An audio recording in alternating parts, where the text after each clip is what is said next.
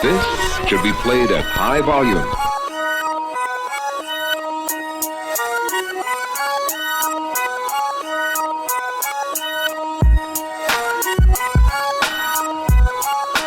Welcome to Outta Pocket. Here's your host, Michael Davis.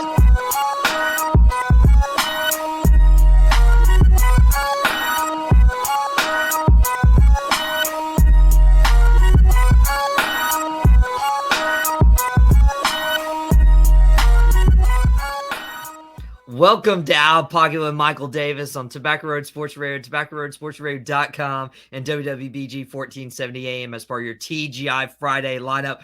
We have a big show for you in store because it has been anticipated. We got the NFL draft next week. We've been talking about this forever. We've been doing a lot of mock drafts. We've been doing a lot of Carolina Panthers segments. And now, next week, when we join you Friday o'clock at 4 for Outta Pocket with Michael Davis, it's going to be settled.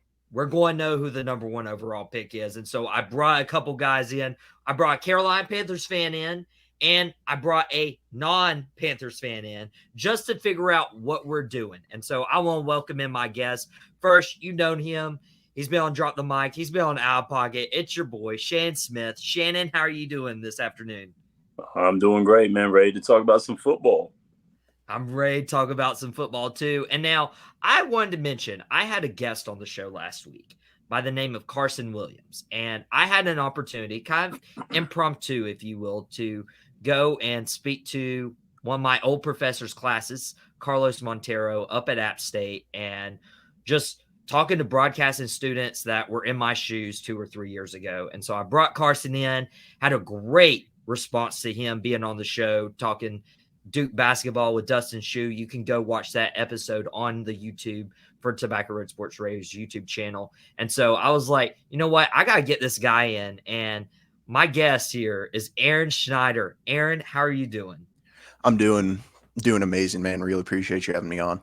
Of course. Aaron and I actually talked about sports for a full hour right before I ended up talking to his class. And I was like, man, you really know your stuff. Maybe I should get you on the radio. So here he is for his first radio appearance. He's a junior at App State. So the broadcasting world is going to be calling. And what else is going to be ringing is the phone line once the Carolina Panthers select the number one overall pick.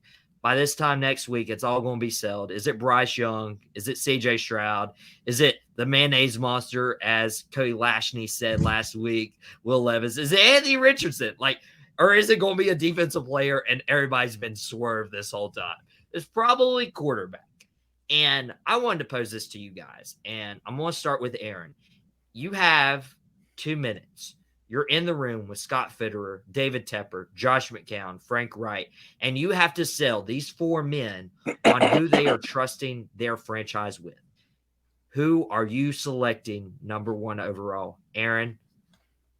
I got to go C.J. Stroud. I know Young's looking like the betting favorite. He's got a lot of good things, but I got to go with my guy Stroud. He's been the guy I've wanted since that Georgia game. That's what really solidified Stroud in my mind, was that performance against Georgia, who's littered with NFL talent at defense. To play that game that close, some people didn't even think Ohio State should have been there, and to push, future national champs to the brink was very impressive. Now, that's very interesting that you say that on Outta Pocket, because, Aaron, I kind of consider that an Outta Pocket take right now. I'm not going to give too much away from me.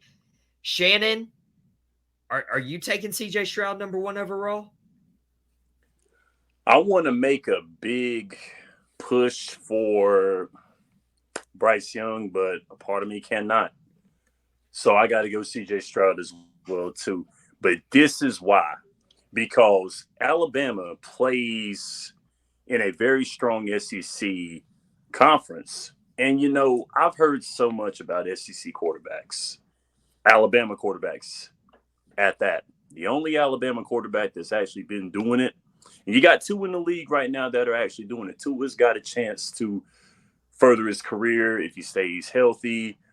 Jalen Hurts, even though Jalen Hurts played the 1 year away from Alabama, He's done really, really well. He's doing well in the NFL right now. But I really don't see a lot of Alabama quarterbacks being tailor fitted for the NFL. Is Bryce Young an exception to that rule? He probably could be. But C.J. Stroud, to me, looks the most pro-ready. If you watched him in conference play this year, inside conference play, especially the Michigan game was a big game as well, too. They were very, very strong in their Big Ten play. Now, they were one field goal away from playing in the national championship, and they probably would have murdered. They would have murdered TCU, probably about as much as Georgia would have, but they would have been they'd have been a better fit in that national championship game. They would have been a better fit. They would have probably matched up better with Georgia than TCU did, because TCU just went in there and just got destroyed. Georgia was in the league of their own anyway, in their own right. But C.J. Stroud, to me, when it comes down to stepping up in that pocket, being big, not a knock to Bryce Young's height, but the fact that C.J. Stroud is bigger, stronger. I think he has more potential about him. I think he's been in more of a pro-ready system. I really don't see why you wouldn't take him. I don't I haven't done this in a really long time. Shannon, this actually might be the first time I've said it to you. You guys are both out of pocket right now. And you're on Michael Davis' show, so let me break it down for you. Okay, I'm kind of stunned because the momentum is going in Bryce Young's favor. Okay, C.J. Stroud, yeah, he has the size, he has the tools, but Shannon, you said an Alabama quarterback usually doesn't make it. When's the last Ohio State quarterback that's made it in the NFL? You got Terrell Pryor, you got Cardell Jones. I mean, the list could go on and on. I'm not sold still on Justin Fields. I'm sure if they had a chance to trade for Lamar Jackson, they'd do that in a heartbeat. I still am hoping and praying that trade falls through. But also with Bryce Young, he's so intelligent. His IQ score, his processing rate, it's higher. It's one of the highest scores we've ever had in terms of the prolific test that quarterbacks take before the NFL draft. No. With that being said, also too, Mike, though I get what you're saying about the Ohio State quarterbacks not panning out in the league as well either. I get that right there. I understand it. But you also got to look at this as well too. Bryce Young is smart. He's a smart guy. Yeah, he is. He had a very smart coach in Nick Saban. But you also have to look at this as well too. That offense that Carolina has got, the quarterback that they're going to draft is probably going to be their quarterback leading them into the future. I'm not saying that Bryce Young can't get it done. I'm not saying that Bryce Young cannot get it done, but it's just that, when you have someone like C.J. Stroud that looks like he is the most pro-ready, he might break that mold. He might honestly break it. I see that. He has a chance to grow with that offense. That offense, whoever they pick at quarterback, is going to have to grow with this offense. I think that, you build more pieces around C.J. Stroud. I think that C.J. Stroud will probably be a guy that you want to build around, because you're basically getting a new offense. You're getting a new coach, a new offense. I mean, why not? I mean, both of these guys you can make a case for, but C.J. Stroud, to me, I think he's the guy. I think he's it. That's a really out-of-pocket take by you guys. I don't like that. And I talked about this on the Cat Cave this past week. And Aaron, you and I were talking backstage before we went on air this afternoon. It's pretty cool because we got to watch Josh McCown break down Bryce Young and C.J. Stroud. And he said C.J. Stroud has tendencies of not holding the ball with two hands that can be coachable, but it's really hard. And the only knock on Bryce Young so far has been, his size. But Josh McCown even said it's not about the size or the height. It's about the strength he plays with. And I know they'll probably run RPO offense. You mentioned, Shannon, the new offense they're taking. But Aaron, are you really sold on C.J. Stroud being the future of the Panthers? I'm honestly completely sold on him. If they take Bryce Young too, I think that'll be great.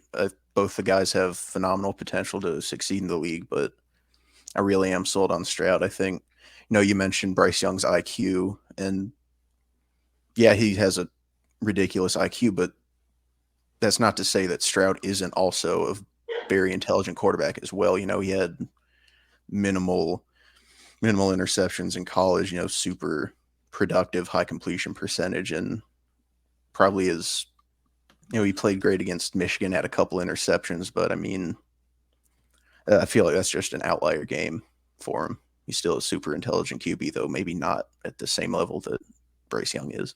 But you know, Michigan's going to turn it on in the rivalry game right there. You know that they're going to turn it on. That's one of the hardest. That's one of the hardest rivalries in college football right there. I mean, I'm a big Michigan guy, so pay close attention to that. It says something if the Michigan guy's picking an Ohio State guy to lead his Panthers team. That's rough, man. That's rough. It feels weird. I was fully prepared to be the only person defending Stroud too, but wow, I was prepared for you to do that too. Now, it's obvious one of these guys are going number one, and we can't overlook who's going number two, because I wanted to bring this up to you guys. My dad actually sent me this article, and it kind of broke down every quarterback who's ever been selected with the number 2 overall pick. And the best names on this list are Archie Manning back in 1971 and Donovan McNabb back in 99. And let me just bring up the guys who have been drafted since Archie at number 2 overall at quarterback. You have Burt Jones from LSU. You have Rick Mirror from Notre Dame. You have Ryan Leaf in 1998. And then you got RG3 in 2012, Marcus Mariota, Carson Wentz, Mitch Trubisky. That's not even including Zach Wilson. I mean, there is a curse going on at quarterback. And Shan, you mentioned they're going into a new offense. Panthers, they're not a traditional number 1 overall picking team. Houston Texans are pretty bad. They are the second worst, if not the worst team in the NFL. And they're going into a bad situation. So I want to start off with you, Shannon. Like, are the Texans taking a quarterback at number 2? And can that quarterback actually break this curse going on right now? Well, you also got to understand this as well, too. With some of those guys that you've bought up, most of those guys have went into dumpster fires, basically. RG3 actually was gaining momentum with that Washington squad at one point in time. Marcus Mariota, I don't think was playing in a very unorthodox offense when he went to Tennessee, and you just had to bring up Ryan Leaf. Oh my God, that's another story for another time. I'll tell you that after we finish taping. But most of those guys went into big dumpster fires, and they were very promising players. Like, you know, it wasn't like they were mediocre players. I mean, poor Rick Meyer, he went to Seattle, and Seattle was very much a dumpster fire at that time. But it doesn't matter who Houston picks. Houston is more or less, they need everything. Houston needs everything. They're still recovering from the Deshaun Watson thing, recovering from trading D-Hop. There's so much there that needs to be built, and a quarterback or whoever they draft, that's like tearing a page out of War and Peace. Forget about it. It doesn't matter. It feels like to me, if they put a quarterback in that situation or a system, they're not going to succeed right away, and they'll be a bust, which Absolutely. Could help my CJ Stroud argument sooner or later. Aaron, if you're the Texas GM, are you taking somebody at another position second overall, or are you taking a swing on these guys? I think what they got to do is take, you know, Will Anderson or Jalen Carter, one of those two, you know, game breakers on the defensive line, you know, instant impact players, or they trade down with a team like Indianapolis that might want to move up and take a quarterback, get some extra picks, because, you know, Houston has holes on their entire roster. They need literally every position. So, you know, either going like Jalen Carter or trading back to 4 with Indy would be the move that I'd make. That'd be interesting. That would be Houston trading with rival Indianapolis Colts. So it's a gamble for both sides, whether you're putting picks in Houston's hand or you're putting the next Peyton Manning or Andrew Luck potentially, or you're probably putting the next Carson Wentz or Marcus Mariota in that place. But it'll be interesting to see all of this talk that we've been building up the last 2 months, ever since the Carolina Panthers trade up to number 1 overall. It's going to be over next week. We're going to go on air, Out of Pocket, 4 o'clock next Friday, and we're going to talk, did the Panthers make the right decision? Because we will finally know who is leading the Carolina Panthers organization. And I'll be talking a little bit more about the draft. We got a little bit more talk coming up. We'll have the Cat K podcast before the NFL draft. That usually releases on Tuesday or Wednesday. So I host that with Ryan Frick, the host of Tap Outs and Touchdowns. So if you have not yet, go subscribe to the Keep Pounding Podcast Network. We got to get into a break here on Out of Pocket. When we come back, we're going to have more NFL draft talk. We're going to have Jalen Hurts contract talk, because Jalen Hurts re-signed with the Philadelphia Eagles. We'll have Eagles fans John Cox and Long John podcast host Joseph Kamperman on the show. And Aaron, it was great having you on the show today. We got to do this again sometime, especially when we know that Bryce Young went number 1 overall. And Shannon, I know we got to get you back later on in the show to talk some hoops, talk some NBA playoffs. I'm gonna let you go take care of Maslow's real quick. This is Out of Pocket, and we'll be back after the break. Welcome back to Out of Pocket with Michael Davis on Tobacco Road Sports Radio, TobaccoRoadSportsRadio.com, and WWBG 1470 AM as part of your TGI Friday lineup. And the NFL draft's next week. Before we even get back on air, the first round's already out of the way. And thank you so much for my Panther Roundtable hopping on and doing their final plea for either Bryce Young or CJ Stroud. And we got to talk about the rest of the NFL, because some big news came on this week. And I've started to regret my guest selection, but I've had these guys on the show before. They never let me down. First, we got regular John Cox. John, how are you doing this afternoon? I'm doing good. I'm glad to be here. Good to have you back on. And then we have the host of the Long John podcast. If you have not listened, if you're not following his social media, he does really good news updates, even though he's a Philly guy. It's Joseph Kamperman. Joseph, how are you doing? I'm great. Thanks for having me on the show. It's a pleasure to be here. And this is my second time on here. And I always like to jab at you a little bit with some Eagles jokes, but I'm excited to get into this segment and kick it off. So. Yeah, and usually you guys do really good takes. And again, I was questioning my selection about 20 minutes before we hopped on the air today. I'm like, did I really not invite a Cowboys guy to kind of like back me up, or at least somebody who will like go anti-Hurt? So I had to wear a shirt. Okay, beat by Dallas. For all our YouTube viewers going on right there, John wants this shirt. I'll get it to you, man. You still got to wear a Cowboys jersey after our bet a couple years ago, but we'll get into that.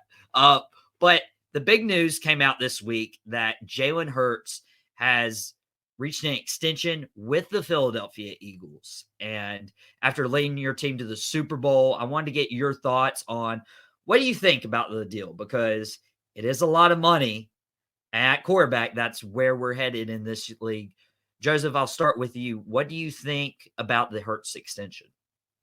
So we knew it was coming. The question of not was if, it was more like when. I'm ecstatic as a fan to lock him down. I said, many times, and I'll continue to say, there's not a whole lot of quarterbacks that I would really rather ahead of Hurts right now. Now that could change in a couple of years, but my whole thing with this contract is I wanted it to get done before Burrow, before Herbert, and before Lamar, and maybe Tua. I know how this works. The truth is, the best quarterback on the market who is available on the market is typically not always the best quarterback in the NFL, but they sign the biggest contract. And then we obviously see that by this contract. I think one of the things that stood out to me the most was, and I've said this, I think I may have said this on the previous show that I was with you on, but I've said this to a couple of other fans. I knew they were going to go for a backloaded contract. And Adam Schefter released the numbers 2 days ago on what that contract was looking like. And I don't know if you want me to run through numbers, but I can give you a brief idea of what the 4 years look like. First 4 years. It's pretty fascinating. He makes $6.15 million this year, $13.56 next year, $21.77 the following year, and $31.77 the year after. So for the first 4 of the 6 years, the Eagles are in a great spot from a cap perspective. And from a fan's perspective, I could sit here and compare to what Daniel Jones, both of our favorite quarterbacks in the NFC East. I could compare it to what he's making, but to just put it in perspective, 2 years from now, Daniel Jones is going to be making above $40 million in cap space compared to Jalen Hurts 21. So to say I'm excited from a fan's perspective would be a lie. It would not be a lie. I'm really happy, and I'm also happy the way the contract structure's out. I know it's going to bite us in the butt in years 5 and 6, but then I expect the cap space to be pretty a lot higher. So Joseph brought out the numbers and breaking down what it's going to be year to year. I don't know how accurate that is because $255 million is the number over 5 years. Correct. 179 guaranteed. Yep. This is Adam Schefter reporting, so these are not my numbers. I'm not going to claim they are. What I will say is that some of this is guaranteed money. His caps hits in 27 and 28 are probably upwards of $55 million. And as far as the whole $255 million guaranteed, I don't know how that's spread out. I know that obviously $110 million is guaranteed on day one, but it would be spread out over the period of a few years. I think these are baseline cap hit numbers, but it still gives you a good idea of what they did from a backloaded contract, similar to the Patrick Mahomes contract, where on years 5 and 6, they can start extending you and spreading out that guaranteed money. Now, John, after this whole numbers breakdown, are you feeling better or worse about re-signing Hurts when you did? Yeah, I feel good. We kind of touched on it, but whenever you're signing a franchise quarterback to a new contract, you're going to reset the market. So it's good to get it done before Herbert, maybe before Lamar Jackson as well. This isn't the biggest contract we're going to see. It's the biggest contract until it isn't. Exactly. We kind of went through the same thing with Carson Wentz when they gave him a bunch of guaranteed money. Hopefully that's not going in the same direction as the Carson Wentz deal.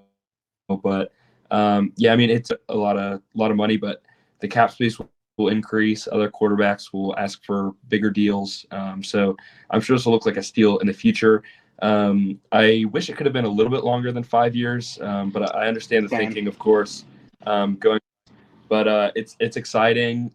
We touched on the numbers. They're very low. We've got some guys that are in line for some extensions. We've got some receivers we've got to re-sign, so I'm excited to see what this team is. We also got to address the defense, but I'm in the building for 5 more years.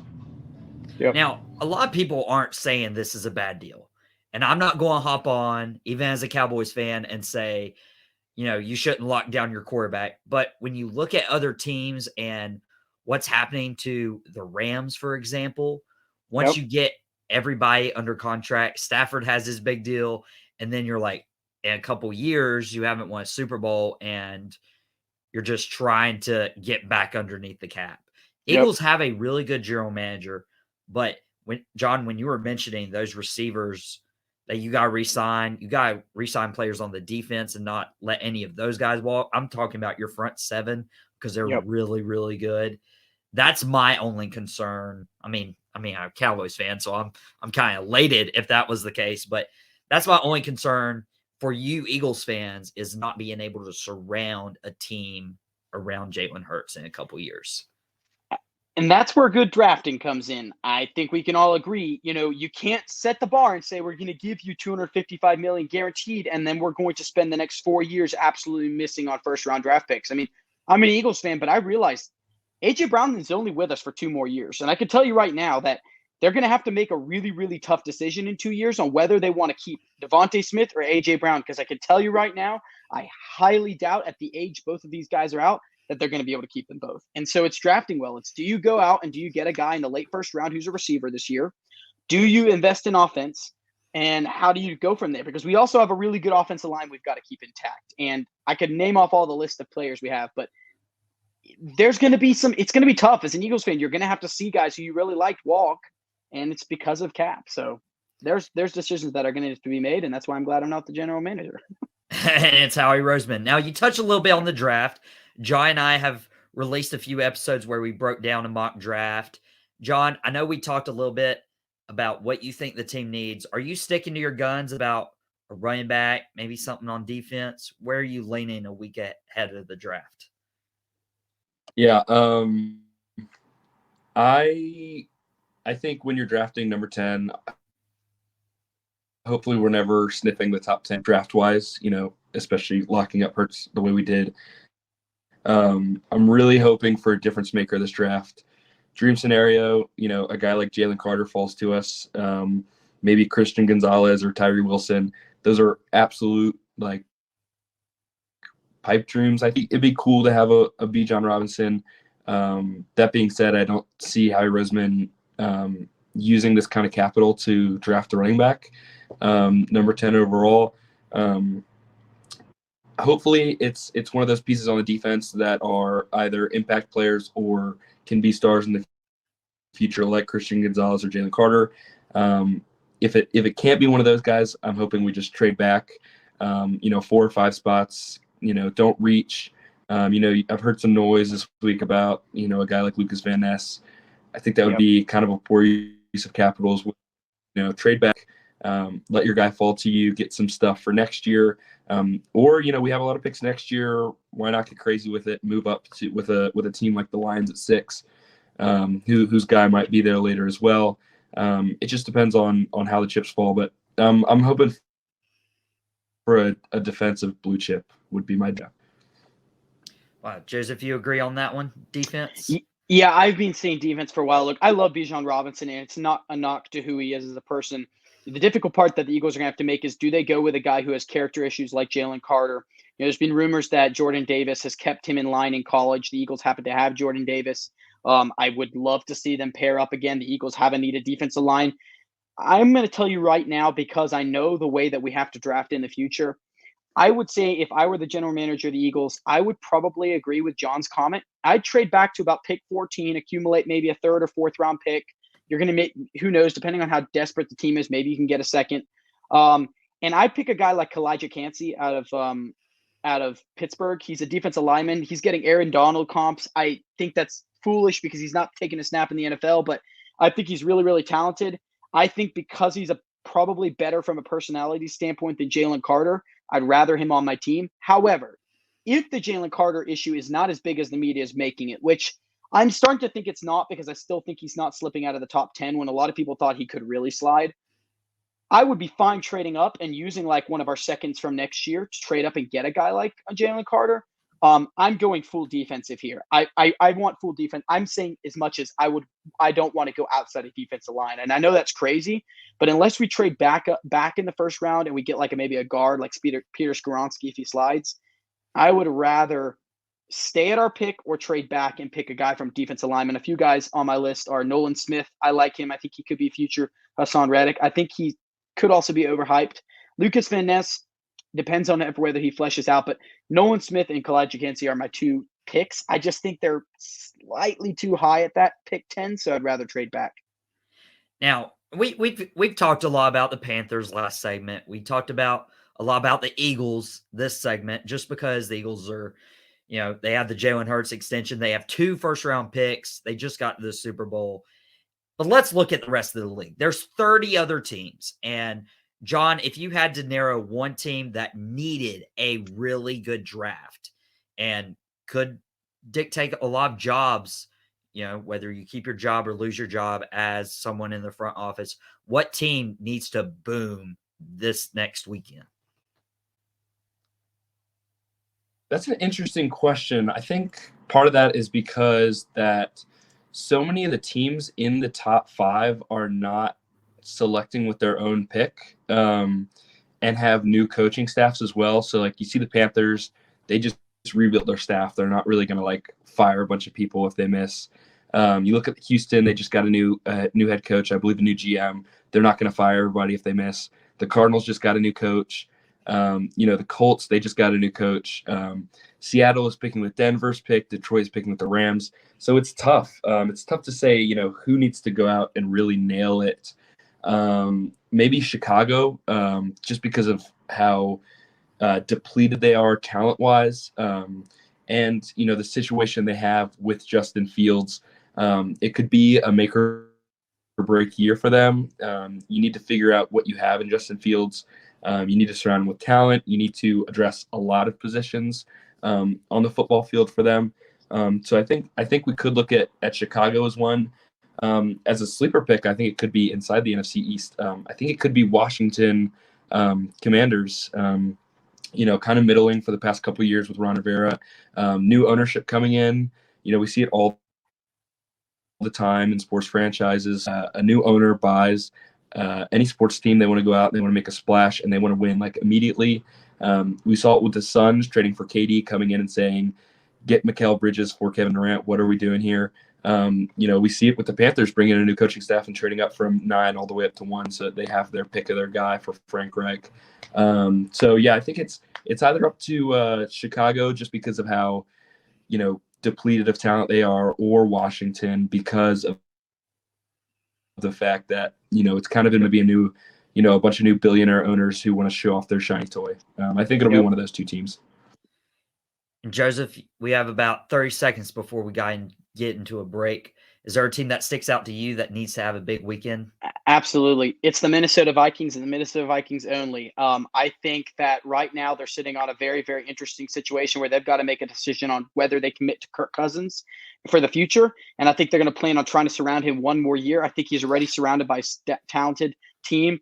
If the Vikings miss it, I'm going to tell you right now, it blows up entirely. They fire their coach and they fire their QB, and I'm calling it right now. So there you go. There's my out-of-pocket take. Wow. And maybe trade Justin Jefferson. Who knows? Who knows at this point?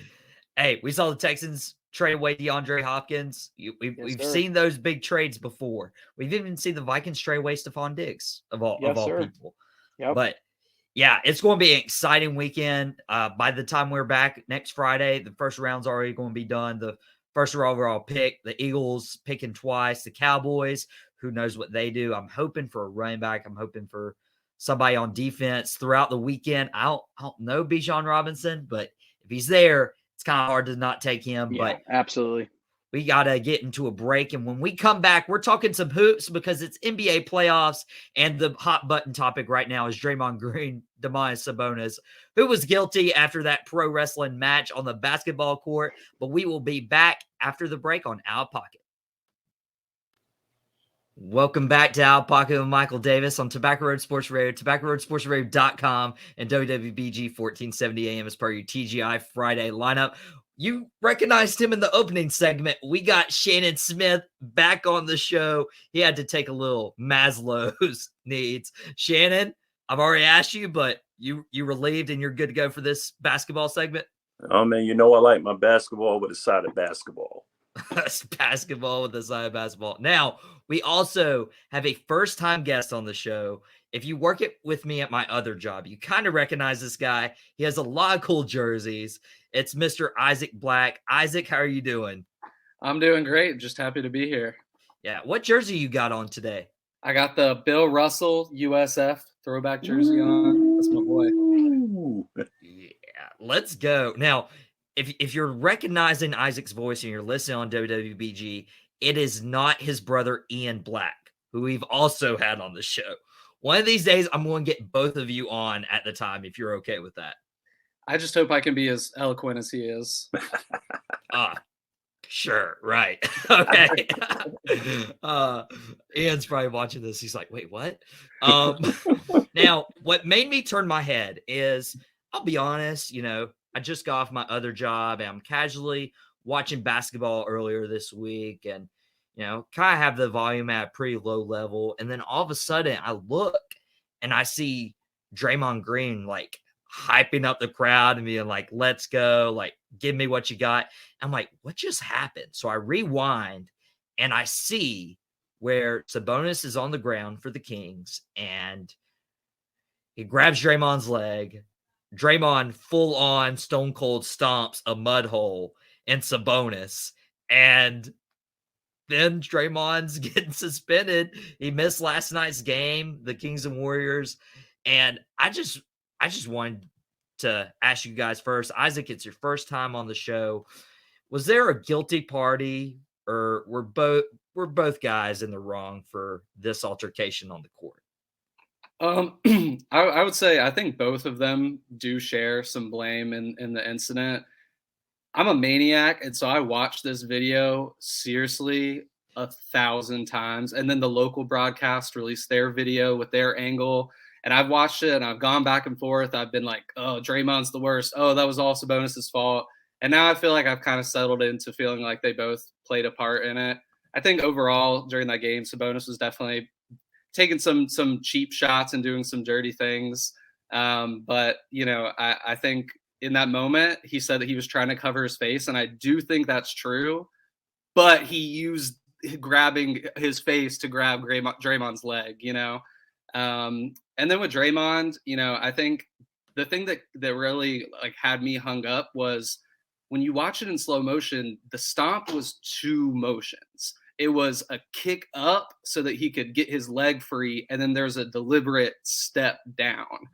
And, I've had little rascal kids grabbing on my ankles and stuff before. And, you can kick forward to get them off, to get your leg free, but you can't have that second motion stomping down, So I think that's where Draymond probably gets a little bit more of the blame, but I would say they're both at fault.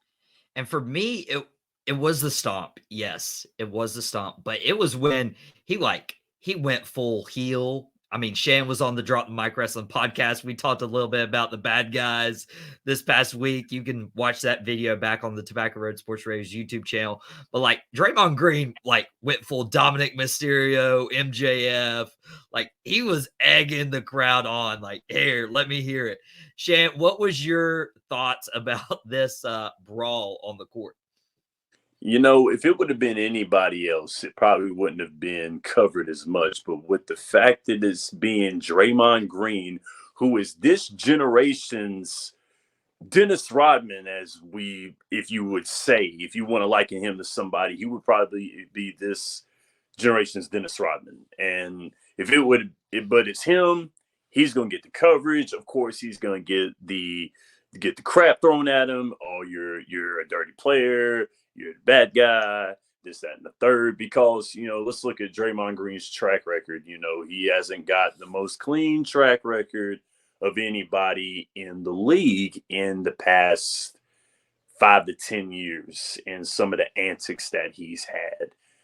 He's going to bear a lot of blame for this. He's probably going to get more blame than Sabonis is, even though he is not innocent either. He's not innocent in his own right. He did egg it on. There was some jawing between him and Draymond. If you watch that game, there was a lot going on between the two. You could tell that the tension was building. And this was a moment where it hit the fan. So to me, my make of it is, and didn't nobody win. And, Sabonis kind of got his just desserts when Draymond took that boot and put it down on him. So he kind of got his just desserts. I mean, Draymond got his suspension. Okay. Suspending him, yes. You should. But, you can't let Sabonis' actions go unpunished. It did. He didn't get ejected. He didn't get suspended. Isaac, should he have been? Sabonis, no, I don't think he should have been suspended. But to be fair, I don't think that Draymond should have been suspended either.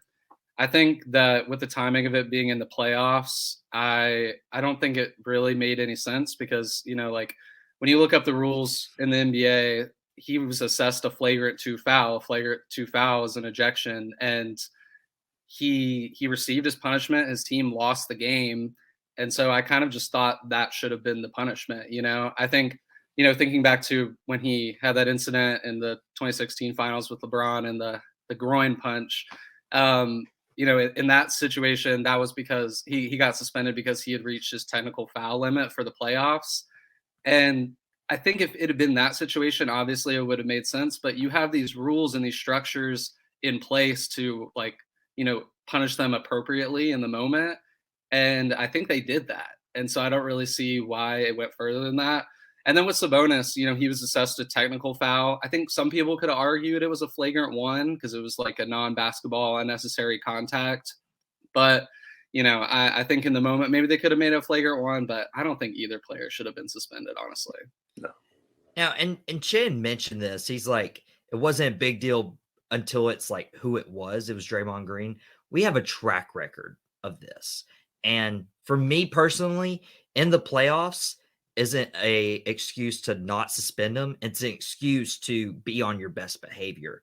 And when everybody's attention is on this game, because it's Warriors Kings, Warriors actually have a chance of being ousted this series by the Kings.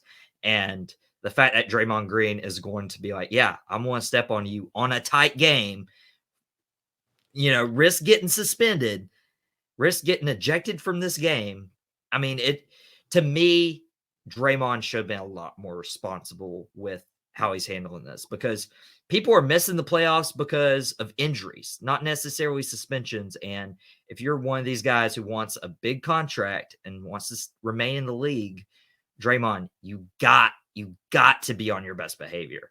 And some people, like I said, are missing games with injuries. You got the Milwaukee Bucks missing Giannis Antetokounmpo. You got my Miami Heat missing Tyler Hero. It didn't look too good the other night when both those guys were off the floor. Miami got ousted. It was rough. And the Grizzlies actually beat the Lakers without Ja Morant. I mean, like, Isaac, when you look at these guys, could you see the Grizzlies or Bucks making it far in a series or far in the playoffs without their star players? I think it's interesting. I think they're both in a little bit of different situations. They're both clearly proving the Ewing theory that you can, not have your best player for a short amount of time and be fine. I think short term, I think it's really good for the Bucks because I think the role players were kind of in this funk and they just needed a game to step up. And I really think that they did that. I don't think that they could win more than this series without Giannis Antetokounmpo. It just does not seem very realistic for something for someone who has such a high usage rate, is so impactful on the defensive end.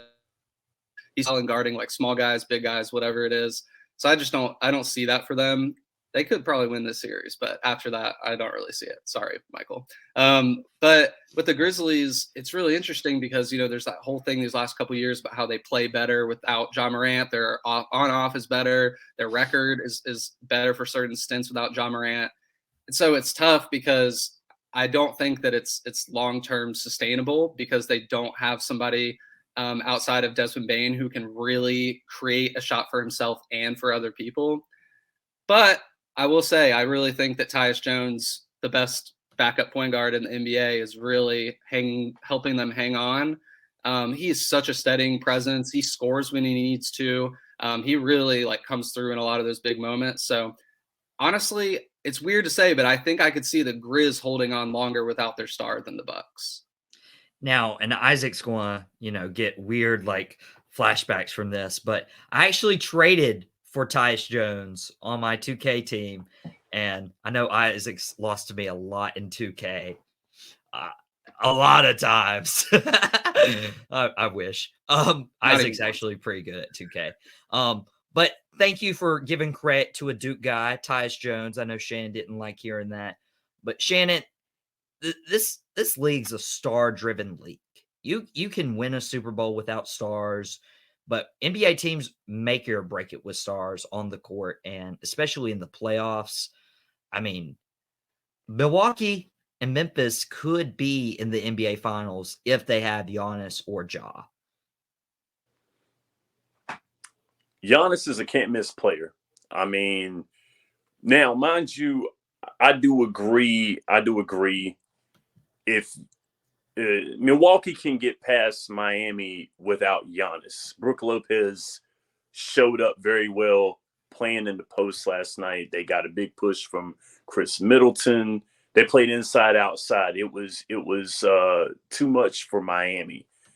Now, I've got my own feelings about Ja Morant, and that's another story for another time because it has nothing to do with this podcast, with this subject here. It has nothing to do with it. I'll talk about that later. But the more that Memphis has played without him, the better they seem. They're more fluid on offense. They're more fluid on defense. They more or less out-rebounded the Lakers in the second half. And that's exactly what got them the win, is the fact that they were more aggressive on the boards. And it was hard for the Lakers to come back. They got key shots. They were fluid on offense. They were up and down the court. They matched the Lakers defensively and offensively, and it was just too much. And that last 2 minutes told the story of how Memphis did. I honestly believe a player like John Morant is pretty much a dime a dozen in the NBA.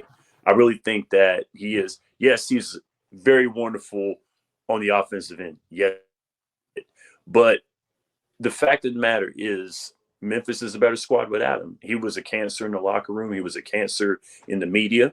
And look at how they're playing without him. Now, Giannis, you can't go without that guy if you want to make a push for finals. Giannis has won a finals, won an MVP. He's a proven player. You got to have you, man. You got to have Giannis. So let me ask you, because we got about a minute before we got to get out of here. Lakers or Grizz? Shannon, how many games? It'll go 6, and the Lakers will win it. Okay. Isaac, was that out of pocket? I'm going to say Grizz in 7. When I saw that play-in game against the Timberwolves, I just wrote the Lakers off. I hate to say it. They eked that out, and I was like, LeBron just doesn't have enough gas in the tank, and Anthony Davis is their best player at this point. And I think if Anthony Davis is on most teams as their best player, I don't know if you'd be considering them a championship team. Now, if you asked a particular member on the roster, Austin Reeves is not only the best player on the Lakers, but in the NBA. But that's besides the point. That's probably an out-of-pocket take by Austin Reeves. But we got to get out of here. It's a great Friday. Again, by the time we're back next week, we'll know who the Carolina Panthers' #1 overall pick was. We'll start seeing how some of these series go. Miami hopefully wins tomorrow night against the Bucks. I'm a little biased there. But Shannon, thanks so much for popping in to open and close the show. Isaac, thank you so much for coming on this week. We're going to get you back on for more playoff basketball if you're up for it. Anytime. Thanks for having me. Of course, man. We got to get out of here. It's been Out Pocket with Michael Davis on Tobacco Road Sports Radio, TobaccoRoadSportsRadio.com, and WWBG 1470 AM. We're going to continue our TGI Friday lineup. Be sure to subscribe to the Tobacco Road Sports Radio's YouTube channel. You can find a lot of our old episodes on there. We got the Cat Cave starting probably Tuesday or Wednesday when we'll release the next episode. Hyping the Draft. Drop the Mike Wrestling Podcast. Shannon was on this past week's episode, and we'll actually be having a mock draft next week. Shannon and I are going to be doing a mock draft next Wednesday as part of the Wrestling Wednesday lineup before Raw and SmackDown have their own draft. And I've got a couple of things out on Sports Carolina Monthly regarding CM Punk's return to AEW. You can find all of that stuff.